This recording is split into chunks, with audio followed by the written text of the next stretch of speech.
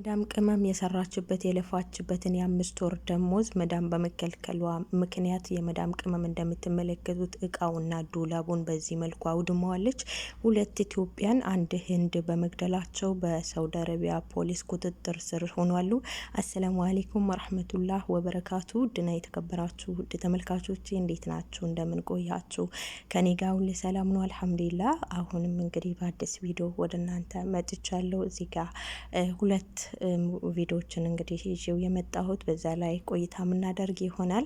እንግዲህ ለመግቢያ ላይ ሁለቱን እንደጠቀስኩላችሁ አንደኛዋ የመዳም ቅመም የአምስት ወር ደሞዝ መዳሟ ባለመስጠቷ ምክንያት ተናዳ የቤቱን እቃውና ዱላቡን ስትሰባብረው ተመልክታችኋል። ሁለተኛው ደግሞ ሁለት ሀበሾች አንድ ህንድ በመግደላቸው በሳውዲ አረቢያ ፖሊስ ቁጥጥር ስር መሆናቸውን በዛሬው ዕለት ይፋ አድርጓል እና በእነዚህ ዙሪያ ላይ እንዳልኳችሁ ቆይታ የምናደርግ ይሆናል። ከዛ ድረስ ደግሞ እናንተ እንደተለመደው ቪዲዮን ሼር ላይክ እያደረጋችሁ መረጃው ለብዙ ሰዎች እንዲደርስ ሀሳብ አስተያየታችሁን እንዲሰጡ አድርጉ። እናንተም ደግሞ ሀሳብ አስተያየታችሁን ኮሜንት መስጫው ቦታ ላይ ሀሳባችሁን ስጡ። እንግዲህ ወደ ገደሉት ልጆች ጋር ሲሄድ ሁለት ኢትዮጵያኖች የህንድ አንድ ዜጋ ለሁለቱ ነው የገደሉት። በምን ምክንያት እንደሆነ ልነግራችሁ ነው። እንግዲህ በጅዳ ፖሊስ በህገ ወጥ ንጥረ ነገር ላይ በተፈጠረው ክርክር አንድን የህንድ ነዋሪ የህንድ ዜግነት ያለውን ልጅ ማለት ነው በጥይት ሲመቱት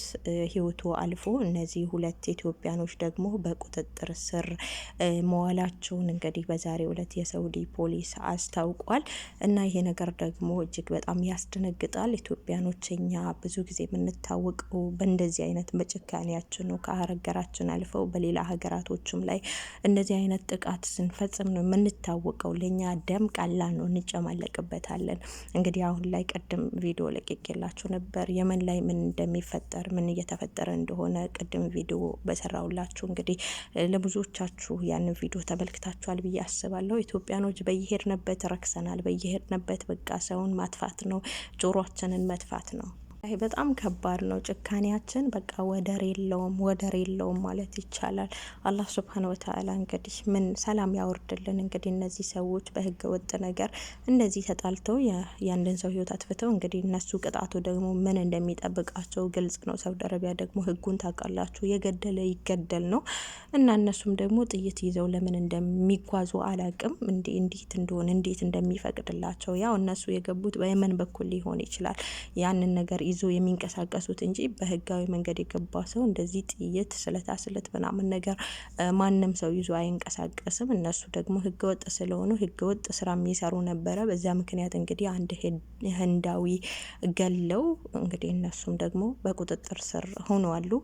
በሳውዲ አረቢያ ደግሞ የሆነ ወንጀል ፈጽሞ ማምለጥ የሚባል ነገር የለም እና አላህ ፈረጃውን ያቀርብላችሁ አላህ ሱብሃነሁ ወተዓላ። እኛም ደግሞ ከነዚህ አይነት ነገር ነጃ ይበለን። ተው እስኪ ኢትዮጵያኖች ተው እስኪ የሰው ነፍስ እስቲ ያሳሳችሁ፣ የሰው ነፍስ እስቲ ይክፈዳችሁ። የሆነ በቃ የሆነ ህሊናችሁ እኔ እንጃ እኔ አላቅም። አንዳንድ ሰው እንኳን እንስሳ ለመግደል ራሱ እንዴት እንደሚሳሳ እናንተ ደግሞ የተከበረውን ፍጡር ለመግደል ምንም አትሳሱ። ምን አይነት ጭካኔ! እኔ እንጃ የእናንተ ጭካኔ ብቻ አላቅም። ወላሂ እኔ ይሆናል ሳውራው ራሱ ያንገሸገሸኛል።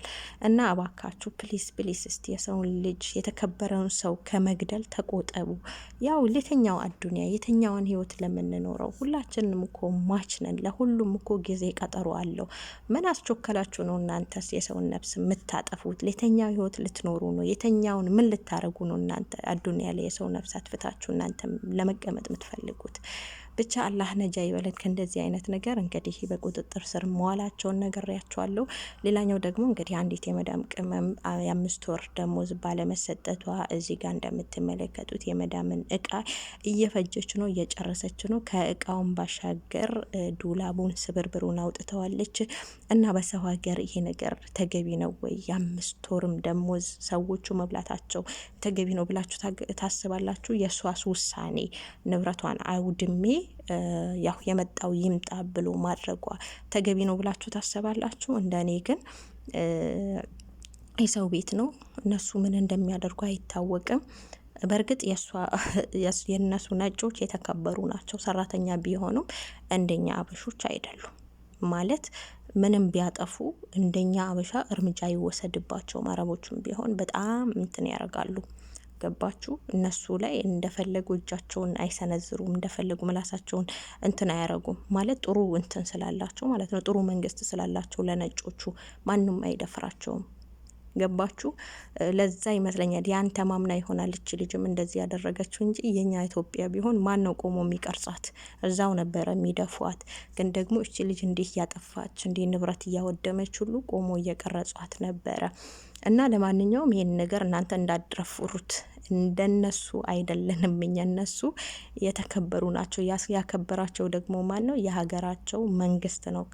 ለሰራተኝነት ሲመጡ በጣም ክብር አላቸው። ማንም አይነካቸውም፣ ቶሎ ይደርስላቸዋል። እኛ ግን እስከሞትን በኋላ ወይ አስክሬኑ ተላጃ ውስጥ ገብቶ ምናምን በስብሶ ከዛ በኋላ ነው እንደው የኛ ሀገር ኤምባሲ ሆነ የሚደርስላችሁ።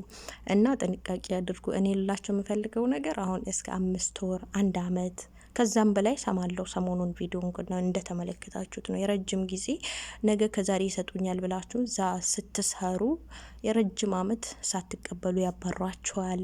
ወይ ምናልባት ቀልብ ሰጥቷችሁ ህጋዊ ሆናችሁ ከሆነ ወደ ኤምባሲ ያንን የድረሱልኝ ጥሪ ታደርጋላችሁ። ወይም ኤምባሲ መጥቶ ከተከታተለ ደሞዛችሁን ሊቀበልላችሁ ይችላል። ወይ ደግሞ አርፋችሁ ስሩ ሊሏችሁ ይችላሉ እንደ ቢሮ ሰው። እኔ በአጠቃላይ ልላችሁ የምፈልገው እንደዚህ አይነት እንደ የብዙ አመት ደሞዝ ከተወሰደባችሁ እንደዚህ አይነት እርምጃ ውሰዱ አልሏችሁም። ቅድም እንዳልኳችሁ ለኛ ፈጥኖ ደራሽ የለንም ከአላህ በስተቀር ማለት ነው።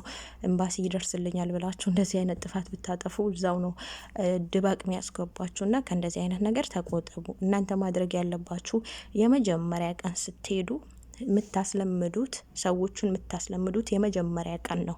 እኔ ከራሴ ነው የምነግራችሁ። የመጀመሪያ ቀን ስላችሁ የመጀመሪያ ወራችሁ ሲደርስ ወዳው እንዲሰጧችሁ መጠየቅ አለቅ። የዛችን ቀን ከጠየቃችሁ ቀኗን አሁን ፈልጋለሁ ካላችሁ እነሱ አያሳልፉም ማለት ነው። ሁለተኛውንም እንደዛው አድርጉ። ካልሆነ አንደኛው ካዘገዩ ሁለተኛው ካያችሁ ከዛ በኋላ እንዳትበሉ። ያኔ እናንተ ወታችሁ መስራት የምትችሉ ከሆነ ውጡ ከዛ ቤት።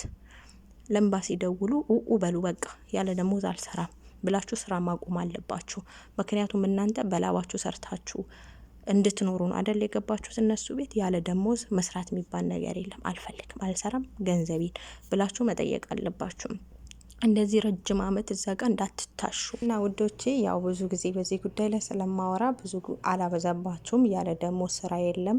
ያለ ደሞዝ ልታገለግሉ አይደለም ከሀገራችሁ የወጣችሁት፣ ደሞዝ ብላችሁ ነው። ስለዚህ ያለ ደሞዝ ምንም ነገር መስራት ስለሌለ በየወሩ ደሞዛችሁን ተቀብላችሁ ስራችሁን በአግባቡ ስሩ።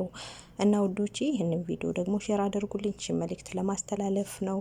አመሰግናለሁ። በሌላ ጊዜ በሌላ ነገር ተመልሰን እስከምንገናኝ በያላችሁበት ሰላም ሁኑልኝ። ሰላም አለይኩም ወራህመቱላሂ ወበረካቱ።